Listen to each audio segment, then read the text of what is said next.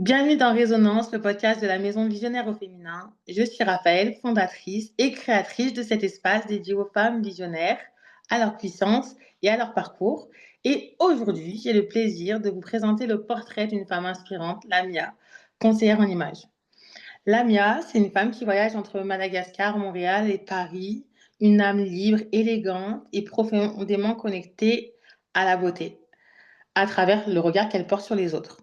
Dans cet épisode, elle revient sur son parcours, sur ce qui l'a conduite à faire de l'image un véritable langage de révélation et sur la manière dont ces voyages ont façonné sa vision du féminin.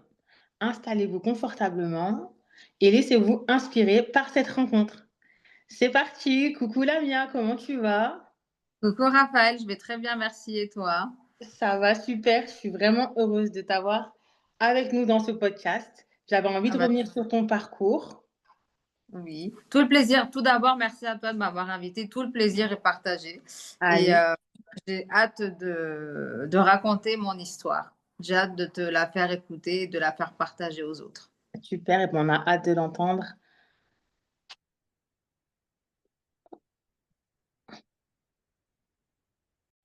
Alors, alors, j'avais une première question pour toi.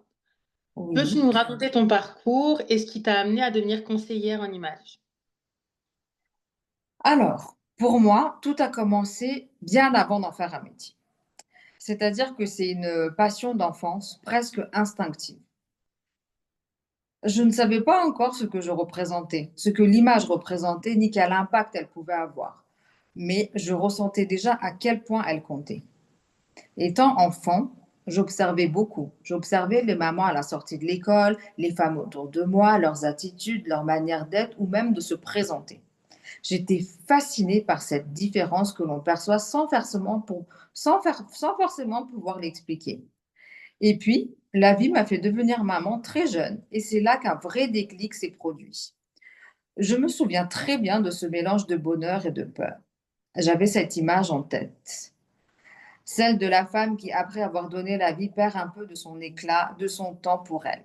J'avais peur de ne plus me reconnaître, de me perdre dans ce nouveau rôle. Mais au lieu de me laisser envahir par cette peur, je me suis dit, et si tu te prouvais à toi-même que tu peux te sentir tout simplement belle en étant maman. Ça, c'est la question que je me suis dit, tu vois. Trop Et beau. c'est devenu un challenge personnel. C'est vraiment devenu un challenge personnel pour moi. Et quand, après la naissance de mon fils, on me disait, tu viens d'accoucher? Oh, mais on dirait pas du tout. C'est là que j'ai compris que j'avais réussi à faire quelque chose. C'est là où je me suis dit, ah bah tiens, j'ai réussi à faire quelque chose de beaucoup plus profond qu'un simple look. J'avais réussi à garder mon identité. Depuis, toujours, j'aime partager. J'aime partager mes conseils, mes astuces, mes expériences. Je n'ai jamais rien gardé pour moi. Tout ce que les gens me demandaient à chaque fois, bah, je partageais. Et puis, petit à petit, c'est devenu une évidence. Tout le monde venait me demander des conseils et moi, j'adorais ça. Et un jour, par hasard, je découvre une formation spécialisée en conseil en images. Et là, je me suis dit, c'était une révélation pour moi. Et là, je me suis dit, ça, c'est fait pour moi. Tout faisait sens. Cette formation réunissait ma passion de coach. Ça réunissait en fait ma passion, ma personnalité et mon mode de vie. C'est comme ça que je suis devenue conseillère en images, pas pour transformer les gens, mais pour aider les gens, les femmes, à se redécouvrir et à reprendre confiance en elles et à rayonner naturellement. Super, ça a été le début du coup. Ça a Ok, été le début. super. Je voulais parler de tes allers-retours entre Madagascar, Montréal, Paris. Comment ils ont nourri ta vision et ton approche?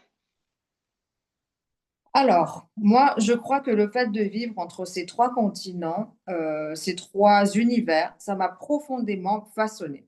Pourquoi? Parce que à Madagascar, tout a commencé. C'est là où j'ai appris à rêver grand. J'ai toujours eu cette envie d'exporter le concert en images, de faire connaître ce métier au-delà des frontières parce qu'il reste encore très nouveau. Faut pas oublier que c'est un métier qui existe depuis, je pense qu'une vingtaine d'années. Et D'accord, c'est ça. quand tu Mm. le ramènes à Madagascar, ça reste encore plus nouveau qu'à l'extérieur, tu vois. D'accord. Et, hem Et là, je me suis dit, non, il faut que je fasse connaître ce métier parce que beaucoup confondent encore le conseil en image et le relooking. Ce sont deux démarches complètement différentes. Et je savais que pour faire comprendre cette différence, il me faudrait du temps. Alors, j'ai décidé de me bouger, d'aller plus loin, de faire connaître ce métier. Et naturellement, eh ben, Paris s'est imposé comme la première étape parce que c'est la capitale de la mode, le cœur de l'élégance et du style. Et petit à petit, j'ai commencé à me créer un réseau et à me faire connaître. Ça n'a pas été un parcours rapide. D'ailleurs, je suis encore en train de parcourir cette recherche, si tu veux. Je suis toujours à la recherche, mais c'est un travail de fond et je sais que chaque pas compte. Comme on dit, petit à petit, l'oiseau fait son nid.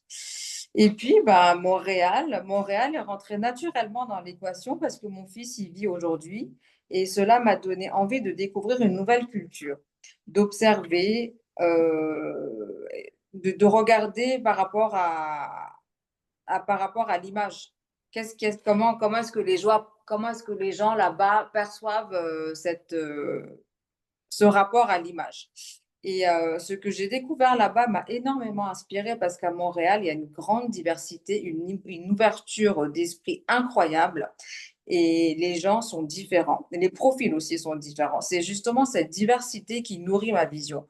Comprendre que l'image ne se définit pas à un standard, mais qu'elle s'adapte à chaque culture, à chaque personnalité. Et finalement, ces allers-retours m'ont appris que mon métier n'a pas de frontières.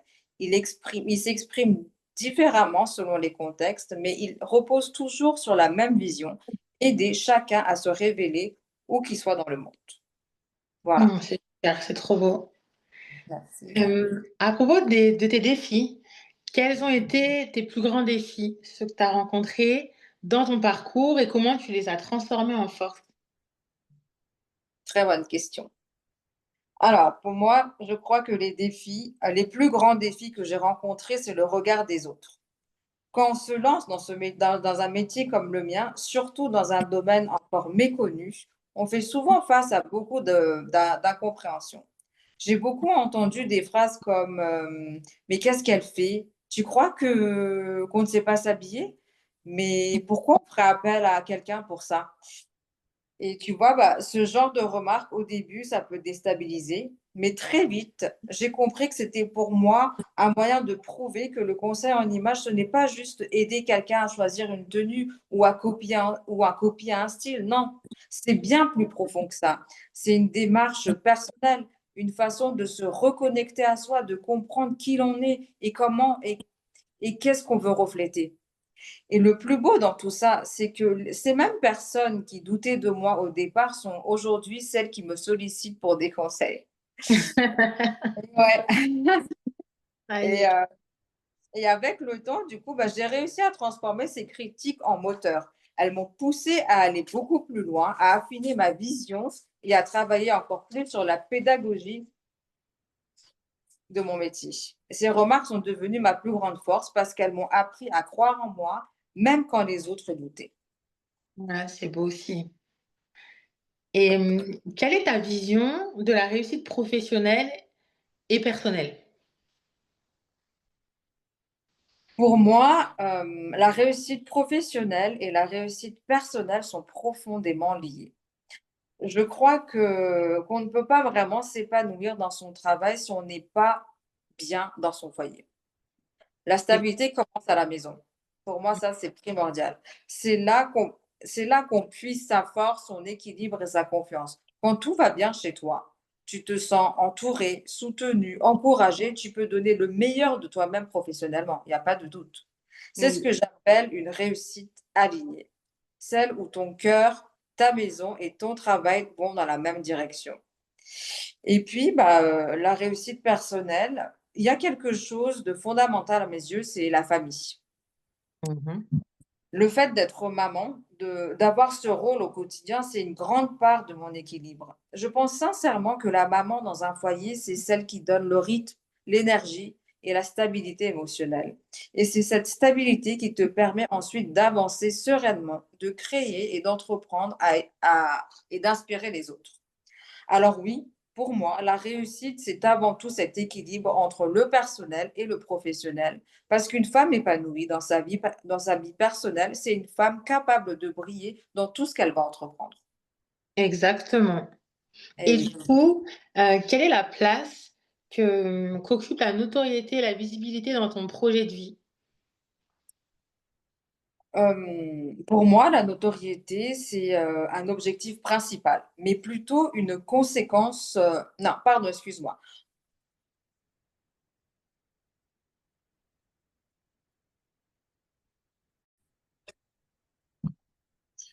Oui, Lamia, excuse-moi. Quelle place occupe la notoriété et la visibilité dans ton projet de vie? Pour moi, la notoriété n'est pas un objectif principal, mais c'est plutôt, une conséquence naturelle d'un travail bien fait. Je ne cours pas après la reconnaissance, je préfère qu'elle vienne d'elle-même au fil du temps à travers la qualité de ce que je fais et les valeurs que je transmets. La visibilité, en revanche, a pour moi une vraie utilité. C'est un outil pour faire passer un message, pour sensibiliser les gens à ce qui est réellement le concert en image et un accompagnement en profondeur au-delà de l'apparence. Et si j'accorde une place à cette visibilité, c'est avant tout pour inspirer, pas pour briller, mais aussi pour donner du sens à mon métier et à faire évoluer les mentalités. Ça, c'est OK. quelque chose où j'y tiens à cœur.